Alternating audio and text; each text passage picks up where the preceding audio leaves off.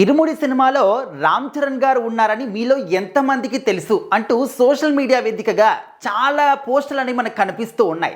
ఎంతోమంది పోస్టులు పెడుతూ ఉన్నారు, దాని గురించి పోలింగ్ పెడుతూ ఉన్నారు. అంటే కొంతమంది కామెంట్ చేయండి అని చెప్పేసి ఎంతమందికి నిజం అనుకుంటున్నారు, అబద్ధం అనుకుంటున్నారు అని చెప్పేసి రకరకాలుగా పోస్టులు అయితే మనకు కనిపిస్తూ ఉన్నాయి.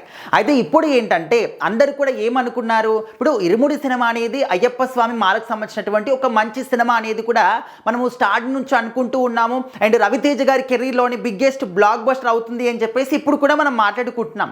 మరి అసలు ఈ సినిమాకి రామ్ చరణ్ గారికి సంబంధం ఏంటి, అసలు టీం వాళ్ళు ఏమైనా ముందుగా మనకు హింట్ ఇచ్చారా, ఏమైనా మనకు చెప్పారా, అఫీషియల్గా అనౌన్స్ చేశారా రామ్ చరణ్ గారి క్యామియో రోల్ ఈ సినిమాలో ఉంటుందని చెప్పేసి? మరి ఎవరు కూడా ఏం చెప్పకుండా ఎందుకు ఈ విధంగా బయట ప్రచారం చేస్తున్నారనేది కూడా ఎవరికి అర్థం కాని విషయం.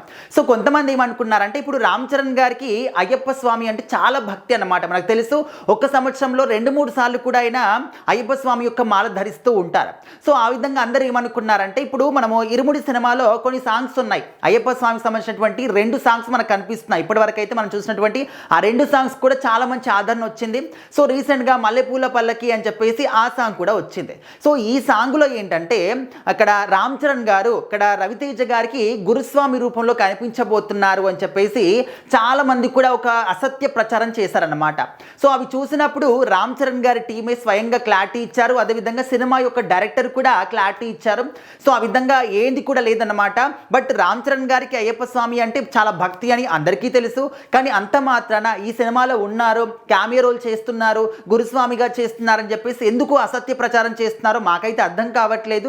సో దయచేసి ఏమీ తెలియకుండా, అండ్ అసలు మేము ఒకవేళ నిజంగా ఉంటే మేమే చెప్తాం కదా, మాకే పబ్లిసిటీ అవసరం అవుతుంది అని చెప్పేసి ఆ విధంగా కూడా డైరెక్టర్గా చెప్తూ ఉన్నారు. సో ఆ విధంగా చిన్న హింటూ లేకుండా, మేము చెప్పకుండా, ఇలాంటి ఇన్ఫర్మేషన్ లేకుండా మీకు మీరే అబద్ధ ప్రచారం మాత్రం చేయకండి దయచేసి అని చెప్పేసి ఇక్కడ దర్శకుడు చెప్పడం జరిగింది. అదేవిధంగా సేమ్ ఇదే పాయింట్ని రామ్ చరణ్ గారి టీం తరపునటువంటి వాళ్ళు కూడా బయటికి చెప్పారనమాట. సో ఏదైనా మీకు ఇన్ఫర్మేషన్ తెలిస్తే మాట్లాడండి, ఓకే అది కరెక్ట్, ఇది కరెక్ట్, అది ఓకే. కానీ ఇక్కడ మాత్రం అసలు ఎలాంటి ఇన్ఫర్మేషన్ లేకుండా అసత్య ప్రచారం మాత్రం చేయకండి, రామ్ చరణ్ గారు ఈ సినిమాలో ఏమీ లేరు అని చెప్పేసి వాళ్ళు కూడా క్లారిటీ ఇచ్చారనమాట. సో ఈ మధ్య కాలంలో సోషల్ మీడియా అనేది ఒక ప్లాట్ఫామ్గా మారిపోయి ఇష్టం వచ్చినట్టు ఎవరికి ఏది అనిపిస్తే అది, అంటే నిజాలు కానీ ఇన్ఫర్మేషన్ కానీ ప్రూఫ్స్ కానీ ఏది కూడా ఉండవు అనమాట. జస్ట్ వాళ్ళ మైండ్లో అనుకున్నారా అది నిజం అని చెప్పేసి దాన్ని బయటకు చెప్పేస్తూ ఉంటారు, పోస్టర్ రూపంలో బయట ప్రత్యక్షం అవుతూ ఉంటాయి, ఇది వితిన్ మినిట్స్లో వైరల్ అవుతూ ఉంటాయి అన్నమాట. సో ఆ విధంగా ఇరుముడి సినిమాలో మాత్రం రామ్ చరణ్ గారు అయితే లేరన్నమాట. సో అది క్యామియో రోల్ అని చెప్పేసి రకరకాలుగా అంటూ ఉన్నారు. అవన్నీ కూడా అసత్య ప్రచారం అని చెప్పేసి సినిమా టీం వాళ్ళు, రామ్ చరణ్ గారి టీం వాళ్ళు అందరూ కూడా క్లారిటీ ఇచ్చేశారు.